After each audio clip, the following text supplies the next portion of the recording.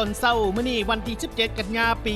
2025นี่อยู่ที่หอประชุมชั้น2ของห้องว่าการเมือง2คอนแขวงสวรรณเขตทั้ง5หน่วยภาคคือหน่วยภาคของว่าการเมืองหน่วยภาคของการเงินหน่วยภาคสหพันธ์กรรมบ้านหน่วยภาคองค์การอัยการประชาชนเขต2และหน่วยภาคบ้านมาลัยทองเมือง2คอนแขวงสวรรณเขตไม่ได้จัดพิธีอย่างสมเกียรติเพื่อรับเอามหาชนผู้ที่ก้าวหน้าเขาเป็นสมาชิกพรรคประชาชนปฏิวัติลาวสมัยสามห้องพร้อมทั้งเลื่อนสมาชิกพรรคสามห้องขึ้นเป็นสมาชิกพรรคประชาชนปฏิวัติลาวโดยได้รับเกียรติเข้าร่วมจากสหายศรีเสวยวงศ์ภูธรห้องเลขาพรรคเมืองประธานคณะกวดกาพรรคราชหัวหน้าการต้านการสอราชบังหลวงขันเมืองมีสหายต่างนายทั้งคณะพรรคคณะจัดตั้งเมืองคณะกวดกาพรรคราชสหายต่างนายเลขาคณะหน่วยพรรคอ้อมคางสหายเลขาคณะหน่วยพรรคพร้อมด้วยสหายสมาชิกพรรคทั้งสมบูรณ์และ3ห้องในหาหน่วยพรรคไม่ได้เข้าร่วมอย่างพร้อมเพรียงโดยการจัดพิธีรับเอามหาชนผู้ที่ก้าวหน้าเขาเป็นสมาชิกพรรคประชาชนปฏิวัติลาวสมัยสามห้องและเลื่อนสมาชิกพรรคสามห้องเป็นสมาชิกพรรคประชาชนปฏิวัติลาวในครั้งนี้ถือว่าได้ปฏิบัติตามระเบียบและขั้นตอนต่างๆและสำหรับการรับมหาชนแม่นมี3หน่วยพรรคคือ